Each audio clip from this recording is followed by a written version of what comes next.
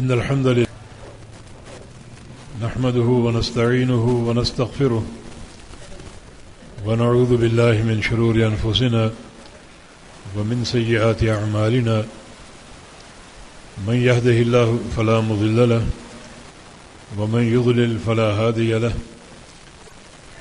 وأشهد أن لا إله إلا الله وحده لا شريك له وأشهد أن محمدا عبده ورسوله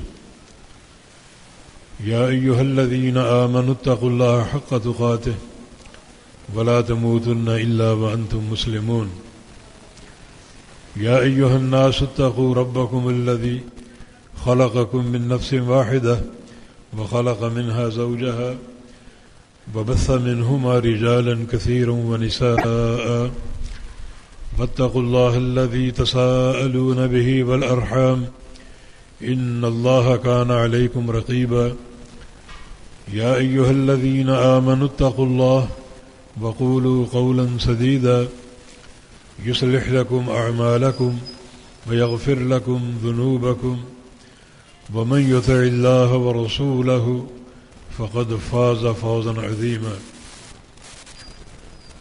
أما بعد فإن أصدق الكلام كلام الله وأحسن الهدي هدي محمد صلى الله تعالى عليه وسلم وشر الأمور محدثاتها وكل محدثة بدعة وكل بدعة ضلالة وكل ضلالة في النار من يطع الله ورسوله فقد رشد واهتدى ومن يعص الله ورسوله فقد ضل وغوى اللهم صل على محمد وعلى آل محمد كما صليت على إبراهيم وعلى آل إبراهيم إنك حميد مجيد اللهم بارك على محمد وعلى آل محمد كما باركت على إبراهيم وعلى آل إبراهيم إنك حميد مجيد سبحانك لا علم لنا إلا ما علمتنا إنك أنت العليم الحكيم رب اشرح لي صدري ويسر لي أمري واحلل عقدة من لساني يفقه قولي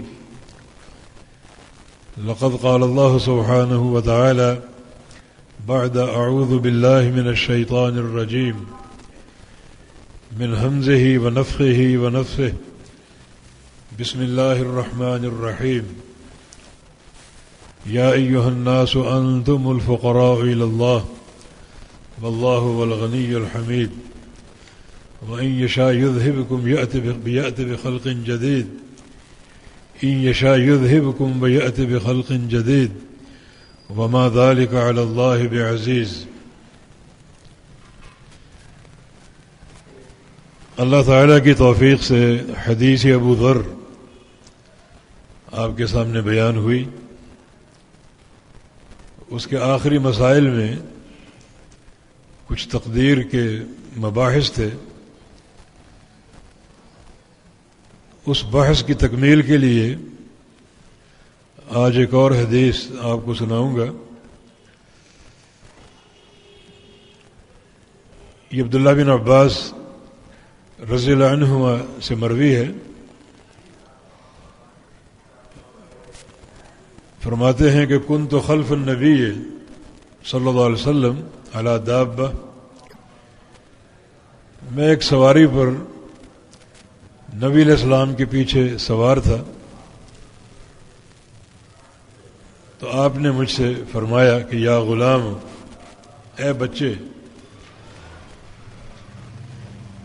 عبداللہ بن عباس چھوٹی عمر کے نوجوان تھے. نبی علیہ السلام کے انتقال تک بالغ نہیں ہوئے تھے، مگر ان کو طلب علم کا شوق تھا.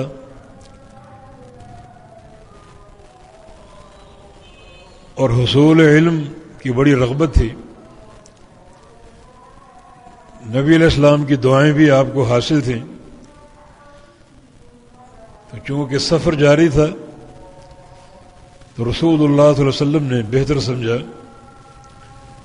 کہ اس سفر سے فائدہ اٹھاتے ہوئے عبداللہ بن عباس کو کچھ نفع بخش علم دیا جائے.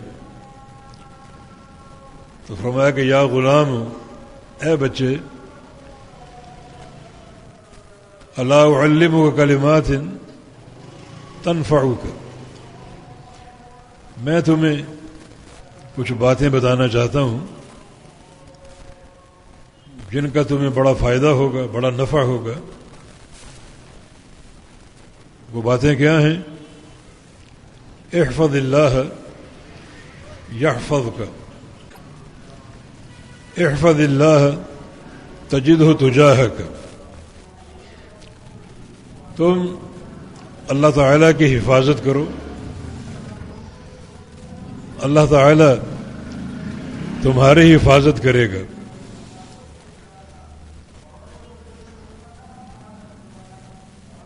اللہ تعالیٰ کی حفاظت سے مراد اللہ تعالیٰ کی حدود، اس کے حقوق اور اس کے اوامر و نواہی کی پابندی کی جائے اور انہیں بجا لایا جائے. تو تم اللہ رب العزت کہ ان حقوق کی، ان حدود کی حفاظت کرو، محافظ بن جاؤ، تو اللہ تعالیٰ تمہاری حفاظت کرے گا. وہ بندے بڑے ہی قابل تعریف ہیں جو اللہ تعالیٰ کے دین کی حفاظت کرتے ہیں. قرآن حکیم میں ان بندوں کو اواب حفیظ کہا گیا ہے.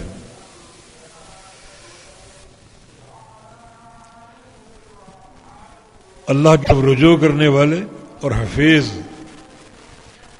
حفاظت کرنے والے.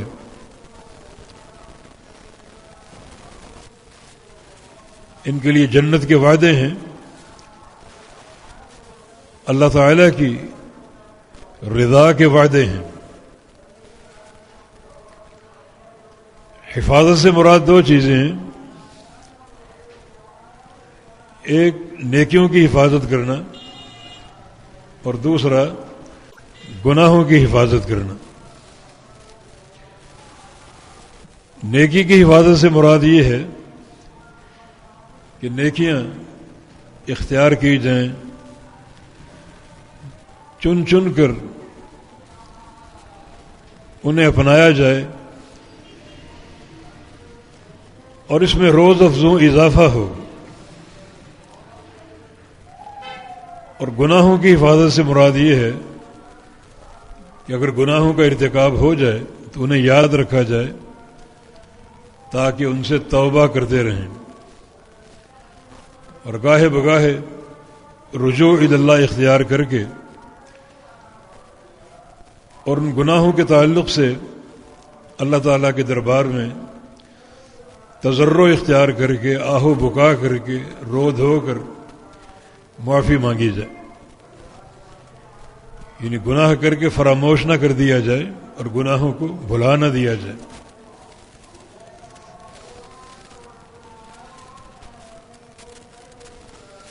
یہ بندے حفیظ ہیں. من خشی الرحمن بالغیب وجاء بقلب منیب. اگر واقعی وہ حفیظ ہے، نیکیوں کی حفاظت کرتا ہے، نیکیاں اختیار کرنے کے لیے، اور گناہوں کو یاد رکھتا ہے توبہ کرنے کے لیے، تو یہ وہ بندے ہیں جو غیب سے رحمان سے ڈرتے ہیں. رحمان کو دیکھا نہیں، جو اس کی وعیدیں ہیں جہنم کی، جہنم کو بھی نہیں دیکھا مگر اس کے خوف میں مبتلا ہیں. اللہ تعالیٰ انہیں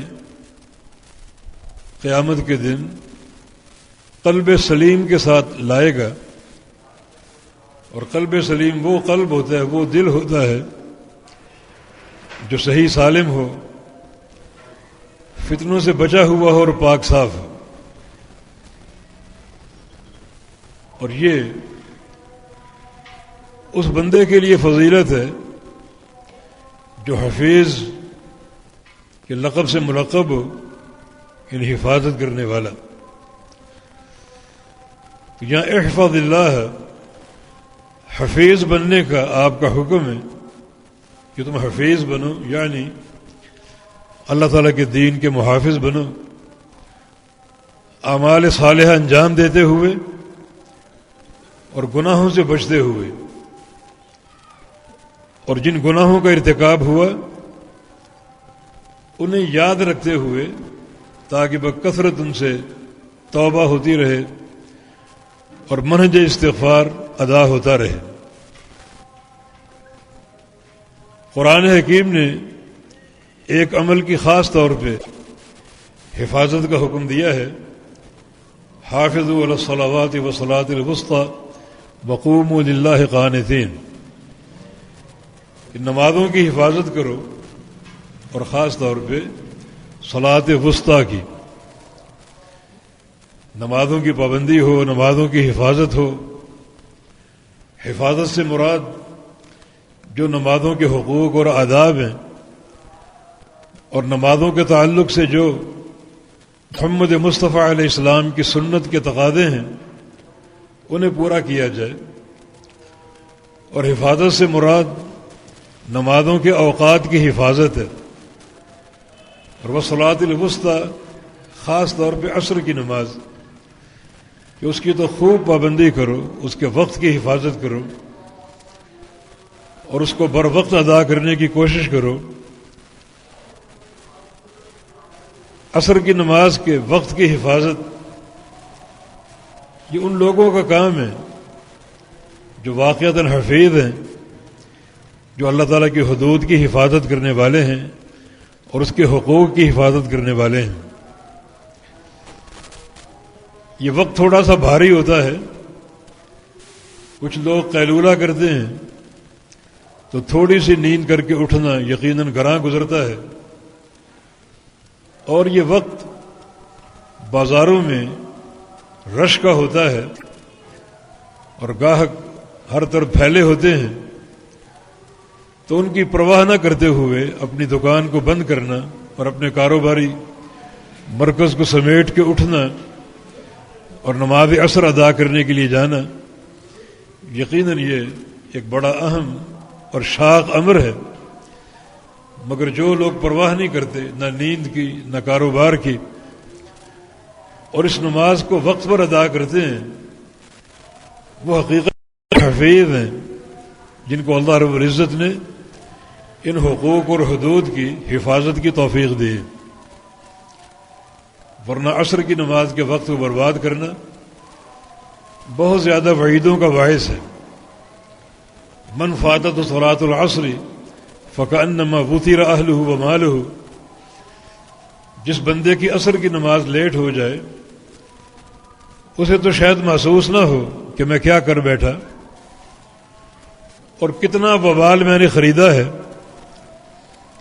لیکن وہ اگر اندازہ کرنا چاہے کہ کتنی بڑی تباہی اس نے مول لی ہے تو فرمایا کہ کأنما وطر اہلہ ومالہ، وہ یہ سمجھے کہ اس کا پورا اہل اور خاندان، اس کے بیوی بچے اور جو بھی اقرباء ہیں وہ سب جمع کر لیے جائیں اور اس کا مال بھی جمع کر لیا جائے اور سب کو اس کے سامنے آگ لگا دی جائے، راکھ کا ڈھیر بنا دیا جائے، تو کتنا اس پر گراں گزرے گا اور کتنا وبال محسوس کرے گا. فرمایا کہ ایک عصر کی نماز کو لیٹ کرنے کا یہ وبال بلکہ اس سے بھی زیادہ ہو سکتا ہے. تو خاص طور پہ جس عمل کی حفاظت کا اللہ نے حکم دیا وہ نمازیں ہیں، اور ہر نماز اپنی جگہ اہمیت کی حامل ہے، لیکن سب سے زیادہ اہمیت عصر کی نماز کو دی گئی کہ اس کے وقت کی پابندی کرنا اور اس کے حقوق کو صحیح معنی میں ادا کرنا یہ سب سے بڑی اہمیت کا حامل ہے. باقی ہر نماز اپنی جگہ ایک خصوصیت اور ایک اہمیت کی حامل. تو نبی علیہ السلام نے جناب عبداللہ بن عباس کو یہ نصیحت دی کہ احفظ اللہ یحفظک، تم اللہ تعالیٰ کے دین کی، اس کے حقوق اور فرائض کی، اوامر و نواہی کی حفاظت کرو، اللہ تعالیٰ تمہاری حفاظت کرے گا۔ یہ سمجھو کہ ایک ذات آسمان والی ہے اور تم زمین والے ہو، تم آسمان والے کے حقوق کی حفاظت کرو، آسمان والا تمہارے حقوق کی حفاظت کرے گا۔ جو زمین والے ہیں، زمین کی مخلوق ہے، اگر وہ خالق کائنات کے حقوق کو پہچان لے تو اللہ تعالیٰ بڑا قدردان ہے، وہ تمہارے حقوق کو ضائع نہیں کرے گا بلکہ تمہارے حقوق کی حفاظت کرے گا۔ اور فرمایا کہ احفظ اللہ تجدہ تجاہک، تم اللہ کے دین کی حفاظت کرو، ہمیشہ اللہ کو اپنے سامنے پاؤ گے، تمہاری مدد ہوگی، نصرت ہوگی، تمہارے حقوق کی حفاظت ہوگی، اور تم کو ہر قسم کے ضیاع سے اور خسارے سے بچایا جائے گا اگر تم اس کے حقوق کی حفاظت کرو۔ اور آگے فرمایا کہ تعرف الی اللہ فی الرخاء یعرفک فی الشدہ، اللہ تعالیٰ کو اپنے آپ کو پہچنواؤ، اللہ تعالیٰ کے ہاں اپنے آپ کو پہچنواؤ، فی الرخاء، جب تم پر آسانیاں ہوں، تونگری ہو، غنا ہو، اچھی صحت ہو، اچھی حالت ہو، مال و دولت کی فراوانی ہو، ہر قسم کی خوشیوں سے مالا مال ہو، تو ان دنوں اللہ کا ذکر کر کے، اس کی یاد کر کے اپنے آپ کو پہچنواتے رہو۔ یعرفک فی الشدہ، جب تم پر سختی آئے گی، خوشیاں زائل ہو جائیں گی اور صحت کی جگہ مرض آ جائے گا اور تکلیفوں کا دورہ ہوگا، اس وقت اللہ تعالیٰ تمہیں پہچان لے گا۔ بلکہ بعض احادیث میں ایک بندہ اگر خوشیوں میں اللہ کو پکارتا ہے اور جب کسی نقصان کا شکار ہو جائے، مصائب میں گھر جائے، تب وہ اللہ کو پکارے تو فرشتے کہتے ہیں صوت معروف، یہ جانی پہچانی آواز ہے، یہ آواز پہلی بار نہیں آ رہی، اس سے قبل بھی آ چکی ہے، جانی پہچانی آواز ہے۔ فرشتے بھی ساتھ شامل ہو جاتے ہیں اس کے لیے دعا کرنے کے لیے، اور اس کے لیے طلب خیر کے لیے فرشتے بھی ساتھ شریک ہو جاتے ہیں۔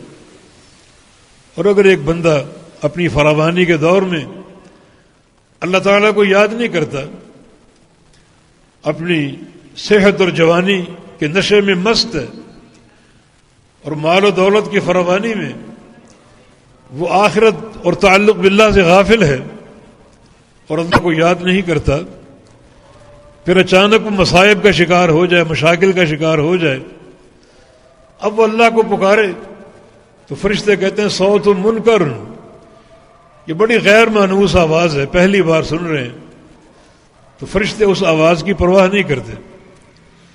تو ہر حال میں اللہ کو پکارنا چاہیے، اللہ تعالیٰ کے حقوق کی حفاظت کرنی چاہیے۔ اذکروا اللہ ذکرا کثیرا، اللہ کا ذکر کثیر کرو۔ تو ان چند آداب کی نبی علیہ السلام نے تعلیم دی۔ اس کے بعد خاص طور پہ چند اعتقادی امور ہیں۔ فرمایا کہ وَإِذَا سَأَلْتَ فَاسْأَلِ اللَّهَ وَإِذَا اسْتَعَنْتَ فَاسْتَعِنْ بِاللَّهِ، جب بھی سوال کرو اللہ سے سوال کرو، اور جب بھی مدد طلب کرو اللہ سے مدد طلب کرو۔ کسی غیر اللہ سے سوال نہ کرو اور کسی غیر اللہ کی مدد طلب نہ کرو، ہمیشہ اللہ کو پکارو، اسی سے مانگو، اپنی حاجات اسی کے سامنے پیش کرو۔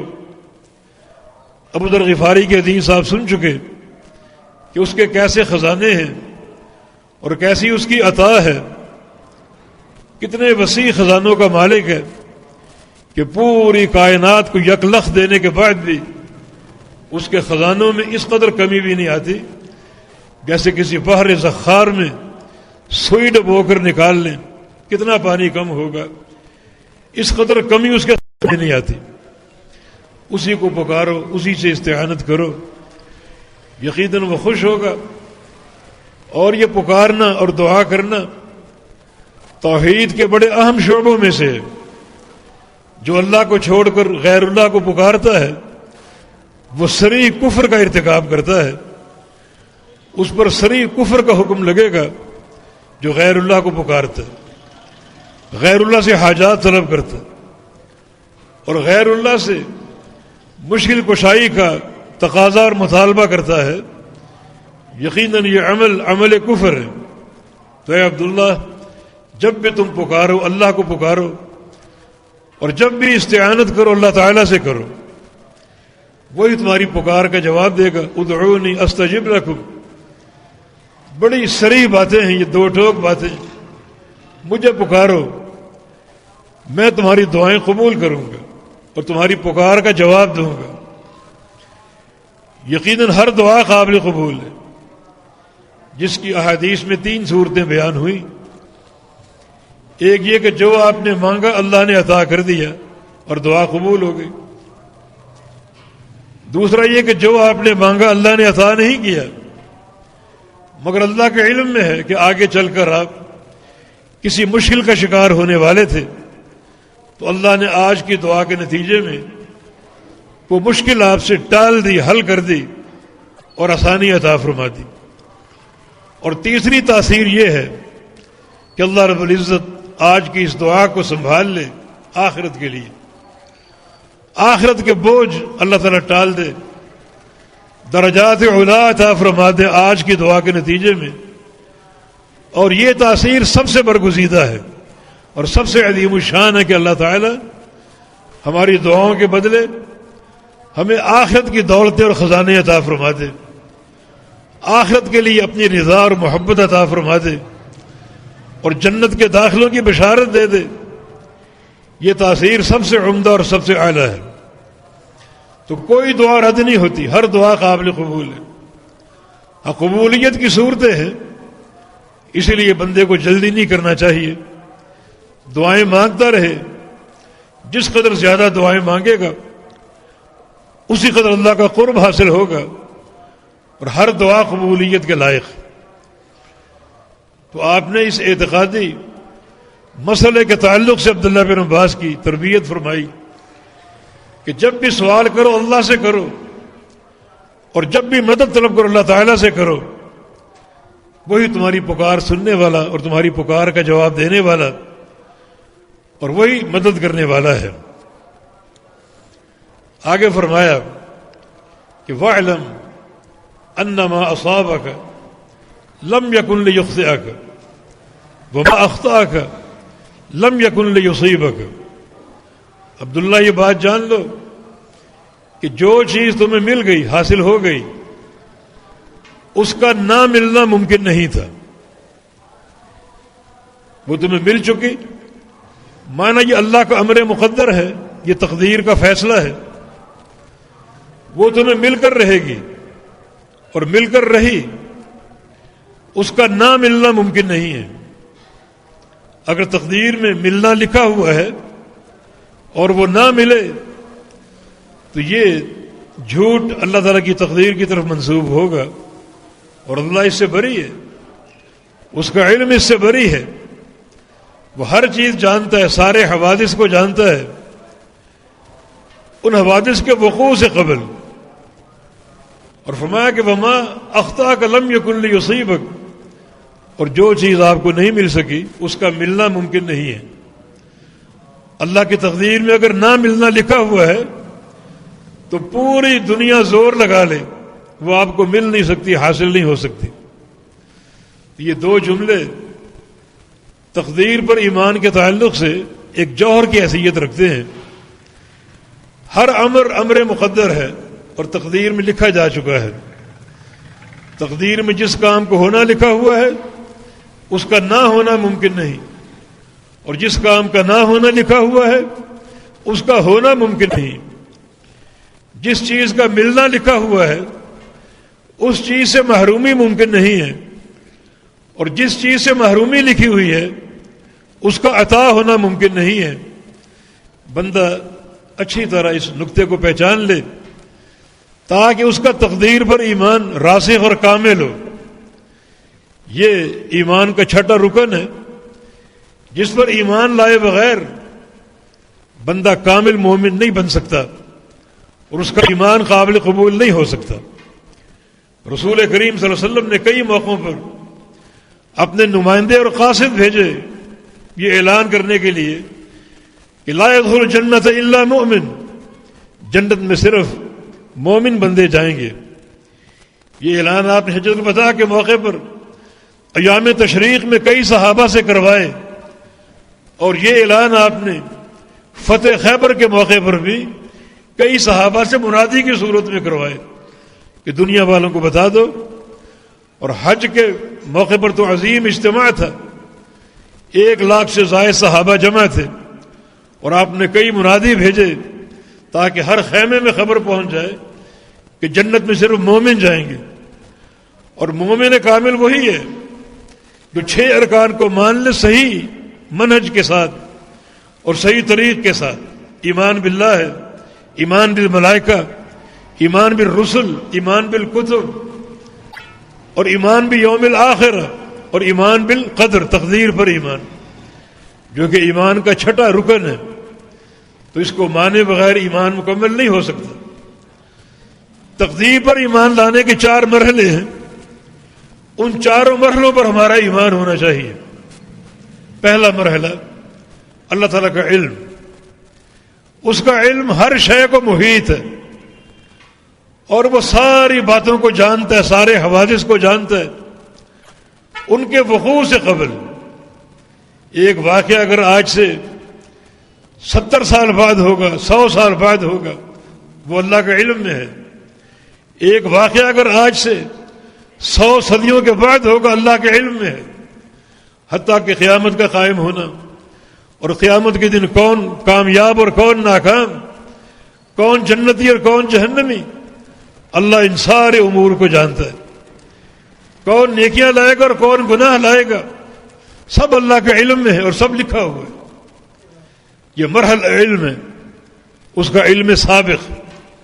علم سابق سے مراد یہ ہے کہ ہر شے کو جانتا ہے اس کے وقوع سے قبل، ہر حادثے کو جانتا ہے اس کے قائم ہونے سے قبل۔ ایک واقعہ اگر 1000 سال بعد ہوگا، وہ اللہ کے علم میں ہے۔ تو اللہ کے علم پر ایمان۔ جو فرقہ تقدیر کا منکر ہے وہ اللہ کے علم سابق کا انکار کرتا ہے۔ جب علم سابق کا انکار کر دیا تو سارے مراحل کا انکار ہو جاتا ہے۔ تقدیر پر ایمان لانے کا پہلا مرحلہ اس کے علم سابق پر ایمان لاؤ۔ اس کا علم ہر شے کو محیط ہے، جو گزر چکا اس کو بھی جانتا ہے اور جو آگے ہونے والا اس کو بھی جانتا ہے۔ ہر ما کان اور ما یکون کا اللہ تعالیٰ کو علم حاصل ہے، اور ایک ذرہ بھی اس کے علم سے اوجھل نہیں ہے۔ تقدیر پر ایمان لانے کے لیے اس کے علم پر، کامل علم پر، ہر ما کان اور ما یکون کے علم پر، جو گزر چکا اس کا بھی علم اور جو ہونے والا اور آنے والا اس کا بھی علم، اس علم پر کامل یقین ہو اور کامل ایمان ہو۔ دوسرا مرحلہ جو ہے وہ اس علم کی روشنی میں بندوں کی تقدیر لکھ دی، کتابت، مرحلہ کتابت القدر، بندوں کی تقدیر لکھ دی، اس کے قلم پر ایمان، لوح محفوظ پر ایمان۔ یہ قلم اللہ کا ہے اور لوح محفوظ بھی اللہ کا ہے، اس کے سوا کسی کا نہیں، اور فیصلے کرنے والا وہی ہے، وہی لکھنے والا ہے۔ نبی علیہ السلام کی حدیث ہے کہ ان اللہ کتب مقادیر الخلائق قبل ان يخلق السماوات والارض ب50,000 سنہ۔ اللہ تعالیٰ نے ساری مخلوقات کی تقدیریں لکھ دی، آسمانوں اور زمینوں کی پیدائش سے بھی 50,000 سال پہلے۔ آسمان نہیں بنے تھے، زمینیں نہیں بنی تھی، اور ان کی تخلیق سے 50,000 سال قبل اللہ تعالیٰ نے ساری مخلوقات کی تقدیریں لکھ دی۔ کتنے انسان پیدا ہوں گے، کون کہاں پیدا ہوگا، کب پیدا ہوگا، کتنا جیے گا، کب مرے گا، کہاں مرے گا، اناج کے کتنے دانے کھائے گا، پانی کے کتنے گھونٹ پیے گا، سب اللہ کے علم میں ہے۔ ایک ایک ذرے کا علم ہے۔ گندم کا دانہ پستا ہے اور اس کے 1000 ذرے بن جاتے ہیں، ایک ایک ذرہ کہاں کہاں جائے گا اور کس کس کے پیٹ میں اترے گا، وہ ایسا باریک بھی ہے کہ ان سارے امور کو جانتا ہے اور سب اس نے لکھا ہوا ہے۔ مرحلہ کتابت کہ اللہ تعالیٰ نے آسمانوں اور زمینوں کی تخلیق سے 50,000 سال قبل ساری مخلوقات کی تقدیر لکھ دی، ہمارا اس پر ایمان ہونا چاہیے۔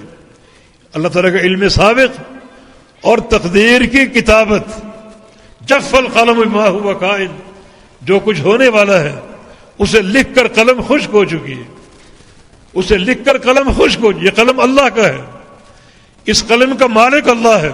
اول ما خلق اللہ القلم، اللہ نے سب سے پہلے قلم پیدا کی اور کہا کہ اکتب، لکھو۔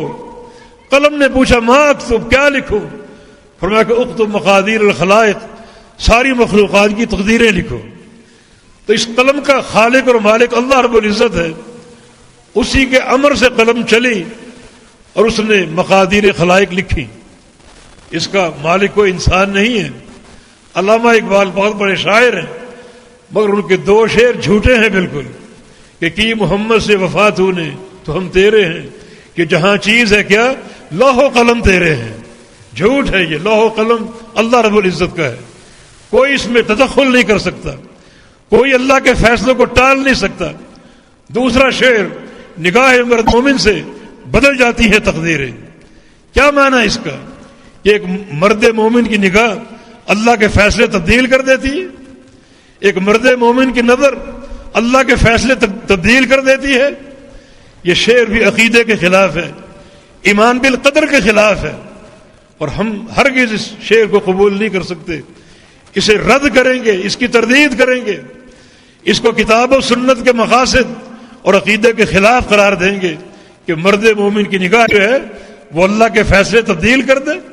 ناممکن ہے، اس کے فیصلوں کو کوئی تبدیل نہیں کر سکتا۔ لا راد لقضائہ، جو فیصلہ وہ فرما دے کسی میں رد کرنے کی طاقت نہیں ہے، اسے غلط قرار دینے کی طاقت نہیں ہے، اس کو تبدیل کرنے کی طاقت نہیں ہے۔ تو اللہ رب العزت کا علم سابق، اس پر ایمان لانا ضروری ہے، اور اس علم کی کتابت یعنی جو تقدیر ہے لوح محفوظ میں، اس پر ایمان لانا ضروری ہے۔ اور تیسرا، اس پر ایمان لاؤ کہ اب دنیا میں جو کچھ ہو رہا ہے اسی لکھے ہوئے کے مطابق ہو رہا ہے، ایک ذرے کے برابر بھی اس کتابت یا مکتوب کے خلاف نہیں ہو رہا، جو اللہ نے لکھا وہی ہو رہا ہے، ایک ذرے کا فرق نہیں، ایک لمحے کی تقدیم اور تاخیر نہیں، ایک لمحہ آگے یا پیچھے نہیں، ایک ذرہ کم یا زیادہ نہیں۔ اللہ تعالیٰ نے جو واقعہ جیسے لکھا ویسے ہو رہا ہے، جہاں لکھا وہیں ہو رہا ہے، جب لکھا اسی وقت ہو رہا ہے، کوئی فرق نہیں اور کوئی تبدیلی نہیں، بالکل نوشتہ تقدیر کے مطابق ہو رہا ہے۔ اس پر ایمان لانا ضروری ہے۔ ہمیں نوشتہ تقدیر کی اطلاع نہیں ہے کہ کیا ہونے والا ہے، لیکن جب ہو چکا ہو کوئی واقعہ تو پر ایمان لانا ضروری ہے کہ تقدیر میں ایسا ہی لکھا ہوا تھا، اس سے قبل ہمیں علم نہیں تھا۔ کوئی واقعہ رونما ہوا تو اس سے قبل ہم نہیں جانتے تھے کہ یہ ہونے والا ہے، لیکن جب ہو گیا اب تقدیر پر ایمان لانے کا اظہار کرو، یہ اللہ تعالیٰ کا امر مقدر ہے اور تقدیر میں ایسے ہی لکھا ہوا ہے۔ تو تقدیر کے فیصلوں کی اطلاع ہمیں کب ملتی ہے؟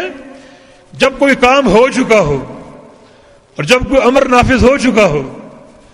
کون کب مرے گا ہمیں علم نہیں ہے، لیکن جب وہ مر گیا، اس کا انتقال ہو گیا، اب یہ اللہ کی رضا، اس کی تقدیر کا فیصلہ اور اس کی تقدیر نافذ ہو گئی۔ کس کو کیا ملے گا ہم نہیں جانتے، لیکن جب مل چکا تو ایمان لانا ضروری ہے کہ یہ ملنا اللہ کی تقدیر میں لکھا ہوا تھا، اس کی تقدیر کے خلاف نہیں اور اس کے نوشتہ تقدیر کے خلاف نہیں ہے۔ تو یہ ایمان لانا ضروری ہے کہ اس کائنات کے کسی گوشے میں، رات ہو یا دن ہو، روشنی ہو یا اندھیرا ہو، جو کچھ ہو رہا ہے، جو کچھ ہوگا، جو واقع رونما ہو، جو تغیر رونما ہو، ہم اس کو دیکھ کر کہیں گے یہ اللہ کی تقدیر کا فیصلہ ہے، یہ نوشتہ تقدیر ہے، اس کے خلاف کچھ نہیں ہو سکتا۔ اور چوتھی بات یہ ہے کہ یہ نہ سمجھو کہ اللہ تعالیٰ اس کتابت کے آگے مجبور ہے کہ وہی کچھ ہو رہا ہے جو اس نے لکھ دیا، نہیں، بلکہ جو کچھ ہو رہا ہے وہ اس کی مشیت کے تحت ہے، اس کی چاہت اور مشیت بھی یہی ہے۔ کوئی واقعہ، کوئی قصہ اور کوئی امر اس کی مشیت کے خلاف نہیں ہے۔ جو کچھ ہو رہا ہے وہ اس کا علم سابق تھا، جو کچھ ہو رہا ہے وہ اس کی تقدیر میں لکھا ہوا تھا، جو کچھ ہو رہا ہے اسی مکتوب اور نوشتہ کے مطابق ہو رہا ہے، اور جو کچھ ہو رہا ہے اس کی مشیت کے تحت ہو رہا ہے۔ یہ دنیا اللہ کا وہ کارخانہ ہے جس میں اس کی مشیت کے بغیر کچھ نہیں ہو سکتا، اس کے ارادے کے بغیر کچھ نہیں ہو سکتا۔ اس دنیا کا خالق اللہ ہے، اس نے پیدا کر کے چھوڑ نہیں دیا، بلکہ پورا ملک، پورا اختیار اپنے ہاتھ میں رکھا۔ جو تغیر ہوگا اللہ کے امر سے ہوگا، جو تبدیلی رونما ہوگی اللہ کے امر سے ہوگی۔ اللہ نے دنیا کو پیدا کر کے چھوڑ نہیں دیا، بلکہ ایک ایک ذرے کا اختیار، حاکمیت اور ملکیت اپنے ہاتھ میں رکھی۔ یہ پوری دنیا اللہ کے قبضے میں ہے، اللہ کی ملک میں ہے اور اس کے اختیار میں ہے۔ تو جو کچھ ہو رہا ہے اس کی مشیت سے ہو رہا ہے۔ اگر یہ 4 مراحل ہم سمجھ لیں اور ان پر ایمان لے آئیں تو ان 4 مراحل سے تقدیر پر ایمان کی تکمیل ہو جائے گی۔ یہی نصیحت اللہ کے پیغمبر نے عبداللہ بن عباس کو دی کہ عبداللہ وَاعْلَمْ أَنَّ مَا أَصَابَكَ لَمْ يَكُنْ لِيُخْطِئَكَ وَمَا أَخْطَأَكَ لَمْ يَكُنْ لِيُصِيبَكَ۔ جو چیز تجھے مل گئی اس کا نہ ملنا ممکن نہیں تھا، اس سے محرومی ممکن نہیں تھی۔ مانا اس چیز کا ملنا اللہ کا علم سابق ہے، اس چیز کا ملنا اللہ تعالیٰ کا نوشتہ تقدیر ہے، اس چیز کا ملنا اسی نوشتہ تقدیر کے مطابق ہے، اور اس چیز کا ملنا اللہ کی مشیت اور اختیار کے تحت ہے۔ اس کا نہ ملنا ممکن نہیں تھا، اور جو چیز نہ مل سکی اس کا ملنا ممکن نہیں ہے۔ لہذا اگر مگر چھوڑ دو اور اس کی تقدیر پر ایمان کی باتیں کرو۔ گھر سے نکلے، فلائٹ مس ہو گئی، اگر میں آدھا گھنٹہ پہلے نکلتا فلائٹ مل جاتی، یہ فلائٹ تیرے باپ کو بھی نہ ملتی، کیونکہ نوشتہ تقدیر ہے، یہ اللہ کی تقدیر کا فیصلہ ہے۔ یہ تمہارا آدھا گھنٹہ پہلے نکلنا، گھنٹہ پہلے نکلنا کوئی فائدہ نہیں۔ اللہ کی تقدیر کا فیصلہ کہ ایسا ہوگا، یہ فلائٹ نہیں ملے گی، یہ فلائٹ مس ہوگی، اور وہ ہو گئی، یہ اس کی تقدیر کا فیصلہ اور اس کا نوشتہ تقدیر ہے۔ یہ سوچتے کو آئندہ احتیاط کروں، آئندہ وقت پر نکلوں، آئندہ ٹائم کی پابندی کروں، یہ تو انسان سوچ سکتا ہے، مگر جو قصہ رونما ہو چکا اس کے بارے میں کہے اگر یہ ہو جاتا تو یوں ہو جاتا، اگر یہ ہوتا تو یوں کر لیتا، یہ ممکن ہی نہیں، کیونکہ اللہ تعالیٰ کا نوشتہ تقدیر تھا یہ، اور اس کی مشیت کا فیصلہ تھا۔ اس کا نہ ہونا یا اس سے محرومی ہو گئی، اس کا ملنا ممکن نہیں تھا۔ تو ایسے موقع پر ایمان بالقدر کو تازہ کرو، یہ اس کی رضا ہے، یہ اس کا نوشتہ تقدیر ہے۔ اور اگر وہ کی باتیں چھوڑ دو، رسول اللہ صلی اللہ علیہ وسلم کی حدیث ہے فَإِنَّ اللَّوْ تَفْتَحُ بَابَ الشَّيْطَانِ، بعض اوقات اگر کرنا اس سے شیطان کا دروازہ کھلتا ہے اور شیطان کو تقویت ملتی ہے۔ یہ آپ کے عقیدے کی کمزوری ہوگی اور شیطان آپ پر مزید غلبہ پانے کی کوشش کرے گا۔ آپ یہ کیوں نہیں کہتے یہ اس کی تقدیر کا فیصلہ ہے؟ اس لیے ایک شخص نے اللہ کے پیارے پیغمبر سے عرض کیا کہ اوصنی یا رسول اللہ، مجھے وصیت کیجیے، کوئی بات نصیحت کیجیے۔ تو رسول اللہ صلی اللہ علیہ وسلم نے ارشاد فرمایا لا تغضب، کبھی غصہ نہ کرنا، کبھی کسی کو دیکھ کر جلن یا کڑن کے جذبات محسوس نہ کرنا، کیونکہ جلن اور کڑن اور غصہ اللہ کی تقدیر پر ہوگا۔ کوئی نقصان ہو جائے، کوئی حادثہ رونما ہو جائے، غصہ آتا ہے، مگر اس غصے کو اتنا گہرائی میں مت سوچو کہ تقدیر پر جو ہے وہ عدم انکار کے جراثیم پیدا ہو جائیں، بلکہ اللہ کی رضا سمجھو۔ کوئی نقصان ہو، کوئی گھاٹا ہو، کہ اس کی رضا، اس کا فیصلہ، اس کا نوشتہ تقدیر ہے، اس پر جلنے کی ضرورت نہیں، کڑنے کی ضرورت نہیں۔ کسی شخص کو دیکھو اچھی صحت کے ساتھ، اچھے حسن کے ساتھ، اچھی گاڑی کے ساتھ، اچھے بنگلے کے ساتھ، تو جلنے کی ضرورت نہیں، بلکہ اللہ تعالیٰ سے اپنے لیے بھی خیر طلب کرو، خیر کا سوال کرو، اللہ آپ کو عطا فرمائے گا۔ جلنا اور کڑنا یہ تقدیر پر ایمان لانے کے منافی ہے، یہ تقدیر پر ایمان لانے کے منافی ہے۔ ہر فیصلہ اللہ کا، اللہ تعالیٰ عطا کرنے والا، اللہ تعالیٰ محروم کرنے والا، اگر آپ محروم ہیں تو اللہ کے امر سے محروم ہیں، اور فلاں شخص کچھ ملا تو اللہ کے امر سے ملا، اس کے ملنے پر آپ کو دکھ ہے، آپ کو جلن ہے، تو یہ فیصلہ کہ اللہ کے فیصلے کا آپ کو دکھ ہے، اللہ کے فیصلے کی آپ کو جلن ہے، جو کہ تقدیر پر ایمان لانے کے منافی ہے۔ تو بندہ اس چیز کو سوچے اور غور کرے۔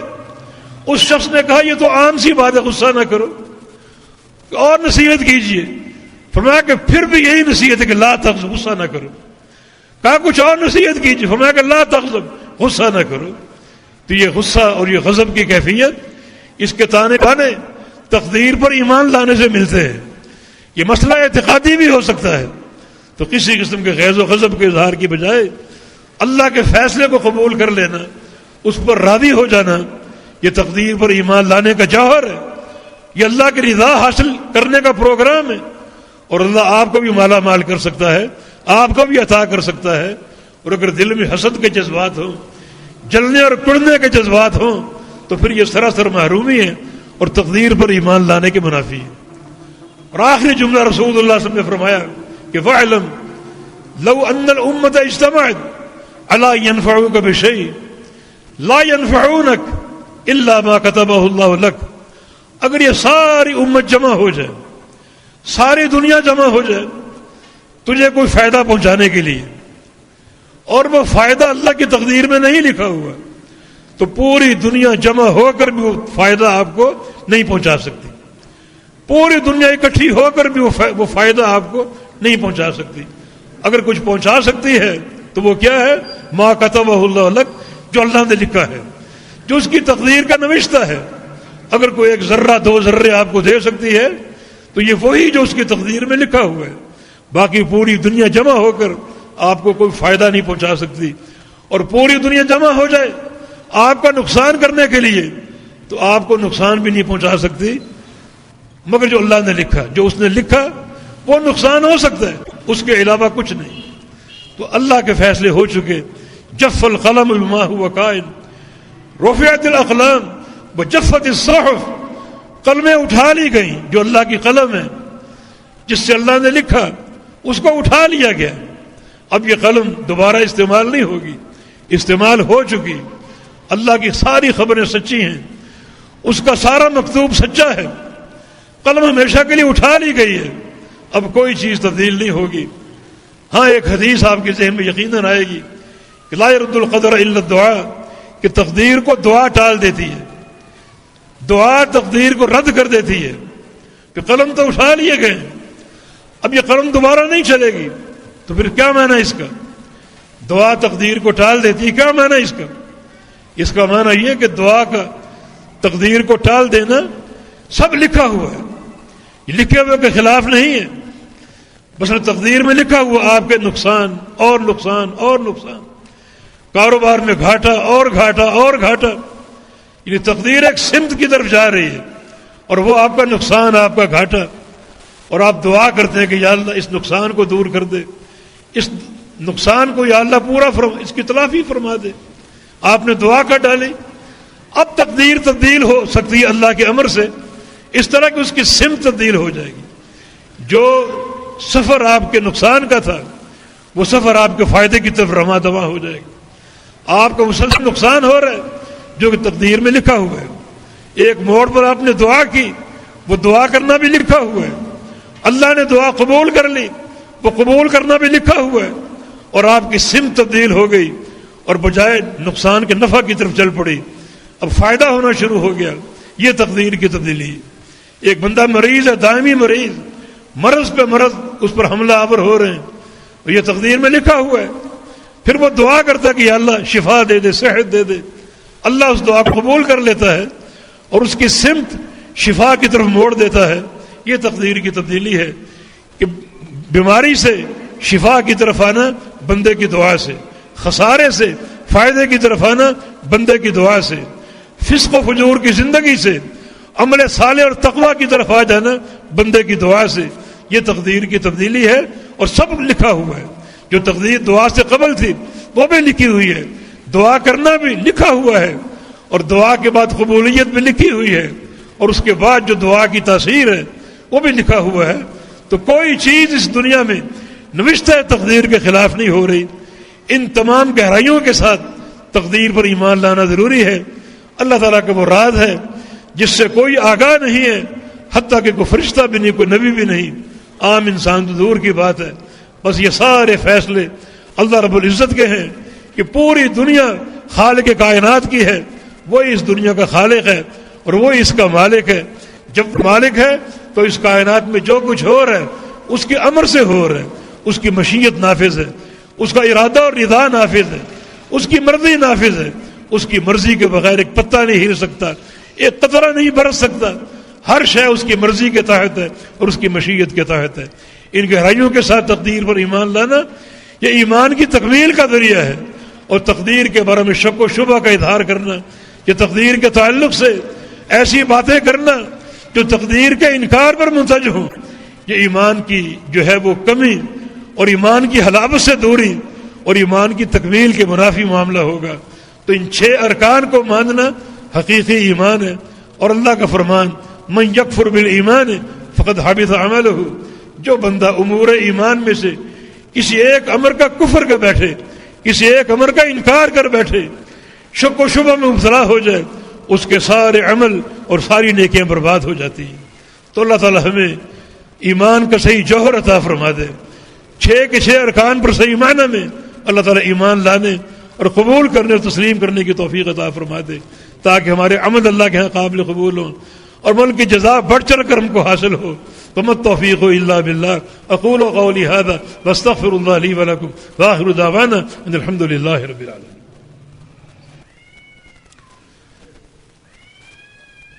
الحمد للہ والصلاۃ والسلام علی رسول اللہ وبعد.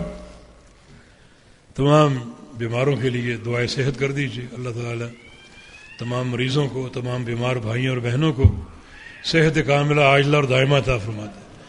بالخصوص جن دوستوں نے اپیل بھیجی ہے، اللہ ان کی بیماروں کو شفائے کامل عطا فرماتے. یہ آج کا اعلان کراچی کے ایک مسجد کے لیے ہے.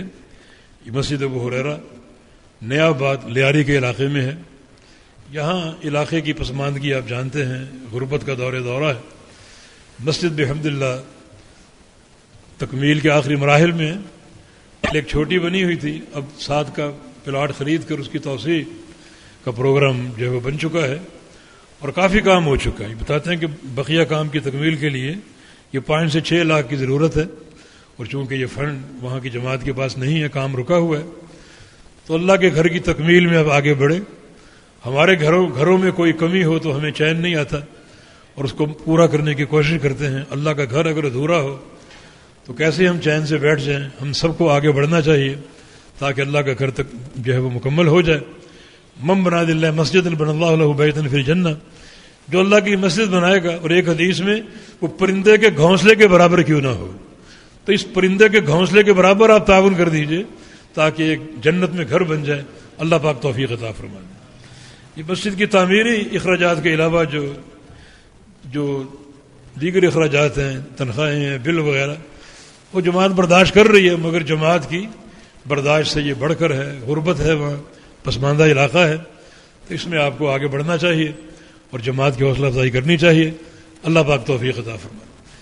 ان الحمد للہ نحمده ونستعینه ونستغفره ونعوذ باللہ من شرور انفسنا وسیئات اعمالنا من يهده الله فلا مضل له ومن يضلل فلا هادي له واشهد ان لا اله الا الله وحده لا شريك له واشهد ان محمدا عبده ورسوله.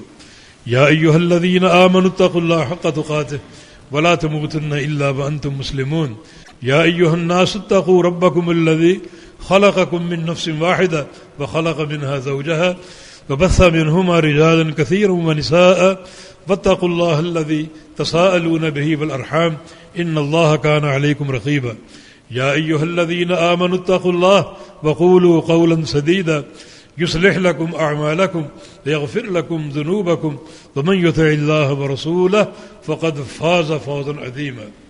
اللهم صل على محمد وعلى آل محمد كما صليت على إبراهيم وعلى آل إبراهيم إنك حميد مجيد. اللهم بارك على محمد وعلى آل محمد كما باركت على إبراهيم وعلى آل إبراهيم إنك حميد مجيد.